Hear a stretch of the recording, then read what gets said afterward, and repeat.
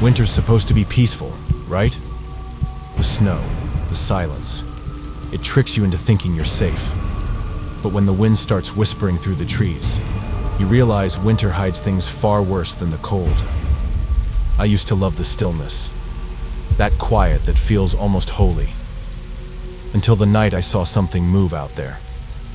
Something that wasn't supposed to exist. I never thought a pair of glowing eyes could feel alive, like they were looking through me. Since that night, I can't stand the sound of snow crunching behind me, because I know what followed me home from those woods. Tonight, we're diving into true winter horror stories that actually happened. So stick close, and keep watching till the end to find out what happened, before it was too late. But before we start, make sure to subscribe or follow so you never miss any new chilling releases. If you're enjoying the content, hit like, drop a comment, and share this video. Let's see how many of you truly love this kind of episodes. Now here's your challenge. One of the stories you're about to hear might not be real. It could be completely made up, or maybe all of them are true. Watch till the end, try to spot the fake, and leave your guess in the comments. And as for last episode's fake story, it was story number 3. Thank you for being part of this journey with me. And now, let's dive into the darkness together.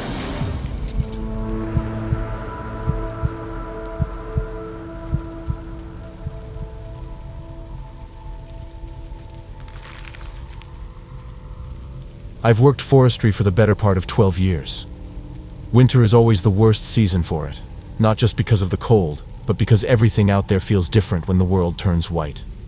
Sounds carry further, shapes blur, and when you're miles deep in the wilderness, you start realizing just how small you really are. Last winter, I took a short-term contract helping a remote logging operation in northern Montana.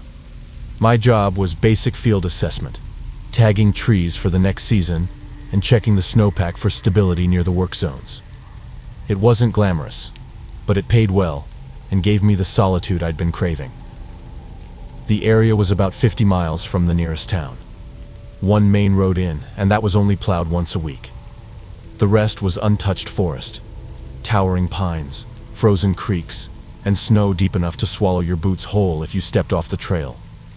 On my 3rd night there, something happened that still makes my stomach twist when I think about it. The weather had been brutal that day. Heavy snowfall, wind sharp enough to sting your face raw. By dusk, it had eased enough for me to step outside the small cabin I was staying in and check the generator. It was old and temperamental, and I didn't want to lose power in the middle of the night. The air was still and cold, the kind of silence that swallows sound. My breath fogged in front of me as I crouched by the generator, listening to it sputter. Everything around me glowed faint blue in the reflected moonlight. Then, from the trees, I heard something. It wasn't an animal sound. Not quite. It was heavy, like weight shifting in the snow, maybe 30 yards out. I straightened and aimed my flashlight toward the noise. The beam hit nothing but flakes and branches, but the sound came again. Slow, deliberate crunches moving between the trees. "Hello?" I called out. My voice sounded small. "Anyone there?" No answer. Just wind moving through the branches. I figured it could have been a moose or an elk. They wander close sometimes. Still, the sound had a strange rhythm to it. Not the uneven stomp of hooves, but steps. Measured, careful steps. I backed toward the cabin, scanning the tree line with the light. The woods were pitch black beyond 20 feet. I decided to leave the generator and head inside. Just as I reached the door, something made me stop. A flicker of orange in the distance, faint but unmistakable. 2 glowing points between the trees. Eyes. They weren't animal eyes, though. They were too high off the ground, at least 6 or 7 feet up, and too steady. I stood there staring, every instinct in my body telling me to move, but I couldn't. The eyes didn't blink, didn't shift, just glowed dimly, like embers behind fog. Then the sound of snow shifting again, closer now. That broke whatever spell I was under. I yanked the cabin door open, stepped inside, and slammed it shut. I locked it, threw the bolt, and killed the lantern so the place went completely dark, except for the faint blue moonlight leaking through the frosted windows. For a long while, I stood there in the dark, listening. At first, nothing. Then, faint, slow steps circling the cabin. I could hear them pressing through the snow, crunching softly. Once, twice, then a pause. Then again, on the opposite side. It wasn't fast, it was deliberate. At one point, I heard something brush against the wall. A low, dragging scrape. My hands were shaking so hard I dropped the flashlight trying to grab my rifle from the corner. I waited, crouched near the window, every muscle locked in place. When I finally dared to peek outside, I saw something move between the trees. It was huge, at least 7 feet tall, maybe more. Broad shoulders, pale skin that looked almost gray in the moonlight, and limbs that seemed too long, like it had to stoop slightly to move. I couldn't make out a face, only the faint orange glow where its eyes should have been. It moved slowly, almost like it was pacing, its outline fading in and out of the snow and shadow. I remember whispering to myself, "That's not real. That's not real." But then it turned its head, directly toward me. The eyes flared brighter, and I swear I could feel it looking back. Not at the window, not at the light, at me. I dropped below the sill and stayed there all night. At some point, I must have fallen asleep sitting upright, because when I opened my eyes, sunlight was spilling through the frost on the glass. The world outside looked untouched. No tracks, no signs of anything. Just perfect, unbroken snow. I forced myself to go out later that day, pretending it had been some trick of light or exhaustion. But when I circled the cabin, I found them. Deep impressions in the snow, each one the length of my forearm. They led from the woods to the back of the cabin, and stopped right beneath my bedroom window. I packed that night and left before dusk, driving the logging road until I hit the main highway. I didn't tell anyone. Who would believe me? A few weeks later, one of the other field guys radioed in saying something had been tearing into the wildlife around that area. Elk, deer, even a bear carcass found half buried in snow. They thought it was wolves. I didn't correct them. I haven't gone back since. Still, every time I see heavy snow falling at night, I think of those eyes. Faint orange through the dark, and the sound of slow, deliberate steps circling in silence.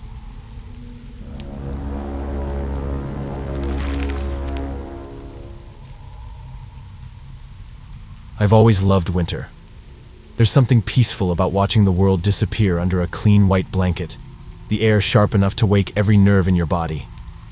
So when work finally gave me a long weekend, I decided to escape the city. I found a small cottage online, a cheap rental tucked near a quiet town in the countryside. No tourists, no traffic, no noise, just snow, silence, and space to breathe. The weather forecast said light snow, nothing major. I packed some food, a few books, and hit the road early that Friday. It started out as one of those perfect drives, the kind that makes you want to roll the window down and let the cold sting your face. The highway gave way to back roads, then to long stretches of farmland broken only by the occasional barn or frozen pond. Then the snow started to fall. At first, it was soft and slow, floating down like dust. I didn't think much of it until it thickened so fast it looked like someone had turned on a fog machine. The horizon vanished, the fields blurred. Within minutes, I was in a whiteout. My headlights bounced uselessly off the snow. I slowed to a crawl, gripping the wheel like it was the only thing keeping me grounded. There were no other cars, no cell signal, just the rhythmic squeak of my wipers and the rising moan of wind. After a few more miles, I decided to pull over. I figured it'd blow over in an hour or two.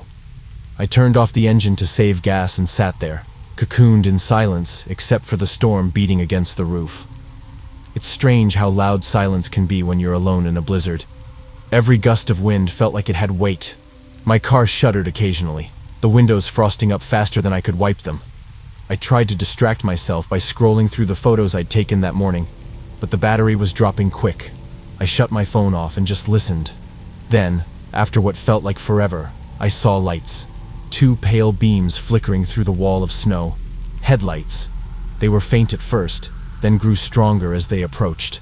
I felt this rush of relief. Finally, another person, maybe someone local who knew the roads, or a plow making rounds. I turned on my hazard lights and leaned forward, ready to wave them down. But something was off. The lights were moving toward me, yet there was no sound, no engine hum, no crunch of tires, just light, gliding closer through the storm like it was floating above the ground. For a second I thought maybe I was seeing reflections, or snowmobile lamps through the haze. But the shape became clear. It was a car. Dark, older looking, with its headlights too bright, like floodlights instead of normal beams. It rolled to a stop right beside me. And then, nothing. No window rolled down, no movement, no sound. I wiped a patch of frost from my window and tried to see inside. The glass was dark, maybe tinted. I couldn't make out a driver or anyone at all. Just my own reflection staring back. Minutes passed. The storm howled around us, yet that car didn't move an inch. My pulse was hammering now. I don't know why. It's not like cars can't pull over too, but something about it felt wrong. It had arrived out of nowhere, soundless, and sat there like it was waiting for me. Finally, I decided to step out and check. The second I opened my door, the wind punched me in the chest. I could barely see 2 feet ahead. I trudged toward the other vehicle, one arm shielding my face from the snow. Every step felt heavier than the last. Up close, the strangeness hit me full force. The headlights weren't just bright, they glowed wrong. Too white, too clean, almost blue. They didn't illuminate the snow. They seemed to swallow it. The snow on the hood hadn't even melted from the heat, which didn't make sense. And there were no tire tracks behind it. None. Like it hadn't driven there at all. I peered through the driver's window. Empty. No keys, no bags, not even dust disturbed on the dashboard. Just perfect stillness, like the car had been placed there as a prop. And then I heard it. A voice, soft but close enough to feel warm against my ear. "Get in the car." I spun around so fast I nearly slipped. The wind whipped snow into my eyes. No one was there. At first I told myself it was just the storm, a trick of the wind or my imagination. I was half frozen and panicked. But then I heard it again, clearer, more insistent. "Get in the car." This time it didn't sound like the wind. It sounded human, male, calm. I backed away, staring at that silent car, its headlights still glaring through the snow like eyes. My breath came out in short bursts of fog. I couldn't see anyone, but I felt watched. That broke me. I turned and ran back to my car, slammed the door, locked it, and jammed the key into the ignition. My hands were shaking so hard I nearly dropped it. The engine coughed to life, and for a second I dared to glance at the other car again. It was gone. No lights, no outline, no tracks where it had been parked seconds earlier. Just untouched snow and the sound of the wind. I don't remember much of the drive after that. I just remember gripping the wheel so tightly my knuckles hurt, and refusing to look in the rearview mirror, no matter what I thought I saw there. When I finally reached the next town, I parked outside a diner, stumbled inside, and just sat there shaking. I didn't tell anyone. How do you explain something like that without sounding crazy? That was 3 winters ago. I haven't driven in a snowstorm since. I don't even like watching snowfall now. It reminds me of that silence. That impossible, suffocating silence before the headlights appeared. And sometimes, when the world outside turns white again, I still hear it. That low, calm whisper that cuts through the wind. "Get in the car."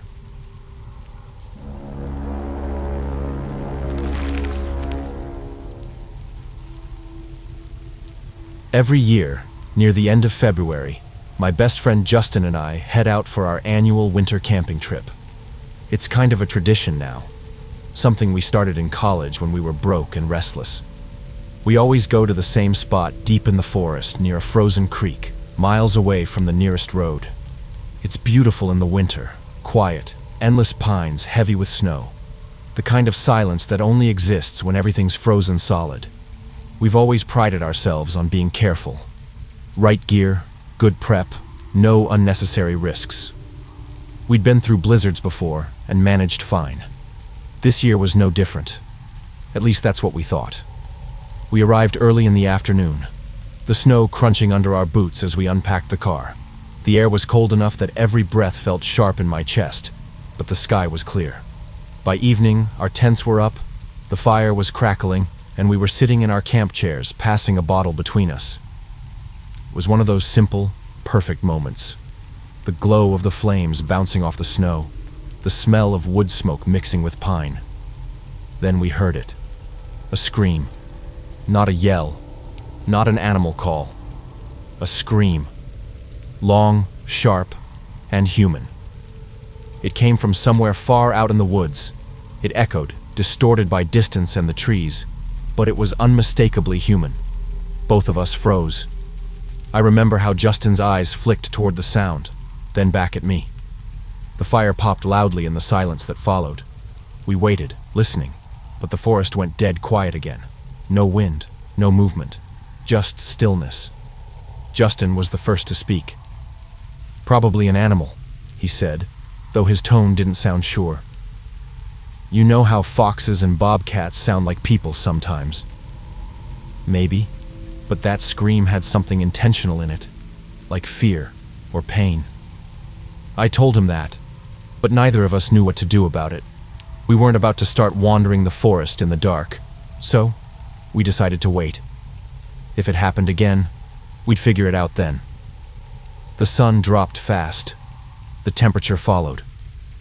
By the time we finished cooking dinner, the woods were pitch black beyond the reach of the fire. Our little bubble of light felt tiny against all that darkness. I was just about to relax when it came again. The same scream, but this time closer. Much closer. It sounded like it came from maybe 200 feet away. We both jumped up. My stomach twisted at the sound. It wasn't a dying animal. There was something raw and wrong about it, like someone in absolute terror. Justin grabbed his flashlight, and I took my knife. We looked at each other, silently agreeing we couldn't just ignore it again. So we started toward the sound. The forest swallowed the firelight within seconds. The beams from our flashlights sliced through the snow-filled air, catching on branches and glittering flakes. Every crunch of snow beneath our boots felt deafening. We moved slowly, scanning the trees, listening. After maybe a minute or two, it came again. But this time, it wasn't far. It sounded like it came from right next to us. We both froze instantly. I turned toward the direction it came from, expecting to see something. Anything. But there was just empty forest. My heart was pounding so loud it almost drowned out the wind. Justin's light trembled slightly in his hand. We waited there for what felt like 5 minutes, barely breathing. Then Justin took a hesitant step forward. "Maybe it's hurt," he whispered. He stepped past a few trees, and I followed close behind him. That's when he stopped so suddenly that I almost ran into him. His flashlight beam landed on something in the snow, something red. It was a deer, or what was left of one. Its body was twisted unnaturally, steam still rising faintly from the torn flesh. The snow around it was splattered with blood that hadn't yet frozen. It hadn't been there long. I remember my throat tightening, my body screaming turn back, when Justin suddenly grabbed my shoulder, hard. I followed his gaze upward. Across the clearing, maybe 50 feet away, stood a man, or at least someone who looked like one. He was tall and thin, barefoot in the snow, wearing only jeans and a torn shirt despite the freezing cold. His skin looked pale even under our flashlights, almost gray. His arms hung loosely at his sides, and his head was tilted slightly like he was studying us, watching. The way he stood there, completely still, was the most unnatural thing I'd ever seen. For a second, I thought maybe he needed help. But then I saw his eyes. They didn't reflect the light right. They looked dull, empty, like there was no focus behind them. "Hey!" Justin shouted, his voice cracking from fear or cold. I couldn't tell. The figure didn't respond, didn't move. That was enough for both of us. Justin tapped my shoulder once, our silent cue, and we backed away slowly at first, then turned and bolted toward the camp. Neither of us spoke. Neither of us looked back. I could feel the cold burning my lungs, every step a desperate sprint through the snow. When we reached the camp, we didn't waste a second. We threw everything into our packs, half-zipped the tents, and piled into the car. The headlights flicked on and illuminated the edge of the woods behind us. He wasn't there, but the trees swayed like something had just passed through them. We drove until we hit the highway and didn't stop until sunrise. We didn't talk much, and we didn't tell anyone either. What would we even say? We heard a scream and saw a barefoot man in sub-zero weather watching us from the trees. No one would buy that. We haven't gone back to that spot since. Now we camp further south, somewhere near the lake where the snow never sticks too long. But every winter, when the air turns sharp and the nights stretch long, I remember that sound, that scream that wasn't quite human. And sometimes I wonder if whoever, or whatever, we saw that night wasn't the one screaming at all. Maybe it was answering.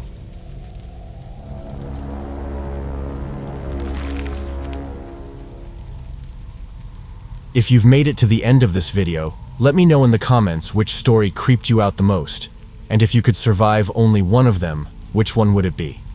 Don't forget to drop your guess. Which story do you think was the fake one? Also, if you enjoyed the episode, hit super thanks if you're on YouTube, or send us some stars if you're on Facebook to show some love and make your comments stand out. Want to go next level? Get early access to upcoming episodes, exclusive members-only content, and much more by joining our YouTube membership or becoming a Patreon supporter. Trust me, you don't want to miss what's waiting there for you. Don't forget to like, share, and catch up on our previous episodes. And now, stay tuned for the next horror episode.